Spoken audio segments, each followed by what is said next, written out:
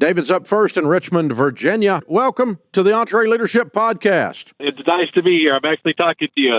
I've read all your books, and I've been a part of your classes like 3 or 4 times just because I like doing them. Thank you. So my question for you is from the perspective of a founder of a now family enterprise, what suggestions would you give someone who is of, I would say, a newer generation of a family business so that we can foster stronger relationships within the family in the business so we can keep prospering going forward? I don't know what you mean. Okay. Try again. I'm the fourth generation of my family's business with my sister and my cousins and I. We're in the construction supply industry. Okay. And so my great-grandfather and my grandfather both were the founding family members of the business. Gotcha. My grandfather's still around. He's in his 90s. Wow. My dad is our CEO. My aunt is our executive vice president. And we've got over 175 employees.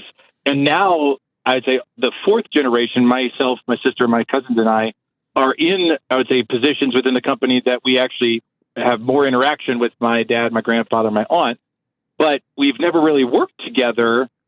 And so what I've tried to start doing with the fourth generation is us meeting together regularly. And now as a family, we're having legacy conversations, very much to your book, The Legacy Journey. But I don't know what else to help do to prosper. I feel like there are a lot of conversations of kind of like when people die, who gets what? And I'm kind of like, I just want the business to keep going another 100 years. It's like, and I don't know what else to do. So I'm seeking advice. Very good. Okay. The Cathy family, we've talked to them a lot about this at Chick-fil-A, and they've done a great job with it, so much so that Harvard has done a case study on their transition plans. They do have generational meetings, like you're doing your Gen 4 meeting that you formed. Very wise. Good move. And they'll bring in some of the people from the other generations to coach that generation. So your grandpa, He's 90. Is he still sharp? I would say he's very sharp, but he's not getting any younger. And, yeah, why don't you have him attend some of your Gen 4 meetings and coach you guys? Okay, I'm writing this down right now. I can't think of anything more rich than to say, my grandfather, you said your great-grandfather and your grandfather started it, right? Yes. And your grandfather is 90. Yeah. Yeah, and so he's this Gen 2, but he was a founder, and he can come in and share and go, hey, guys, we didn't form this for you all to squabble over who gets what when we die. We formed this to serve the customers and for the family to enjoy the profits. But it wasn't to squabble over. And he can set tones on stuff like that and say things you won't say or can't say. I like that. Okay. And you could actually prompt him before he gets there. Like one thing, Grandpa, one thing that's happening with this generation that I'm worried about is they're more worried about what they get when people die rather than worried about how we can make the business prosper. Can you speak to that when you come? Give him a script, give him a little prompt, and he loved to say that stuff, I bet. Yeah. Cool. And they'll take it from him. They won't take it from you. Right. And now, are you guys doing a really good job of separating ownership is different than working in the business? Yes. That's one thing my dad, my grandfather, and my aunt have done very well. It's kind of like, the ownership is truly separate. I mean, our actual president of the company is not a family member, which actually I think has helped because it's like, hey, you don't have to be a family member. But like my dad says it this way, you need to be willing and capable. And, it's like otherwise you could work here, but it's like that could apply to any person who works.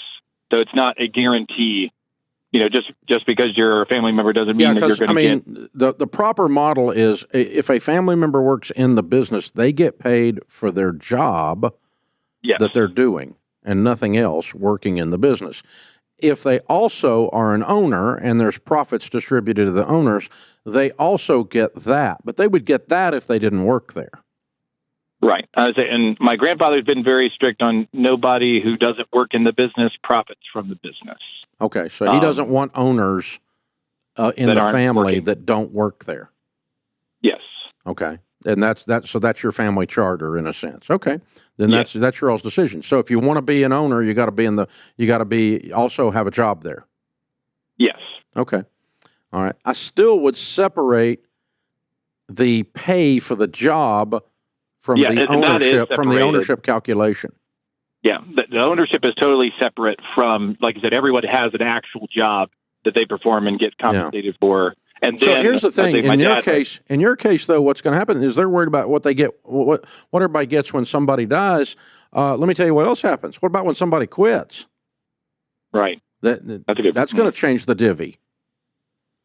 That's going to change the percentage of ownership, right? Right. And what happens to that person's portion? Do y'all know? Is it written out? I believe my grandfather knows, but that's something I don't know, so it's something to ask. Okay. Yeah, I mean, let's understand that. And then everybody kind of goes, okay, if I leave, I'm not only leaving my salary, I'm leaving this portion of ownership behind. Yeah. And that's going to be redistributed among my brothers and sisters or all the cousins or whatever, however the formula is working. But if everybody knows that, then it's real clear. And then you can keep a good, healthy conversation going about just being excellent at your job, which sounds like your dad has been doing a good job of that. Yes. He's done a fantastic job of growing the company and growing the family culture. Very much like our customers tease us as being the Chick-fil-A of the, I would say, construction supply industry. It's like, good. And that's what we want, because we want people to feel like they're known and well, they're teasing valued. you because they're jealous. Yeah. They want to be you because you're doing something very unusual and very intentionally. It sounds like you guys are way ahead of the curve. Congratulations. And hats off to your grandpa and your dad. And your aunt, they've really pulled together a great thing here. And obviously they've mentored you well, because the way your knowledge base on this and the way you're asking these questions is wisdom. So very, very well done, David. Very proud of you. Good stuff. Excellent, excellent work. Yeah, family business is a lot of fun if it's done right, but your family business is never going to be any more functional than your family is. So if your family is by and large crazy, don't expect them to come down to the office and be sane. It's not how that works. Whatever's strong about the family will be strong at the office. Whatever's weak about the family will be weak at the office. Expect that to duplicate itself.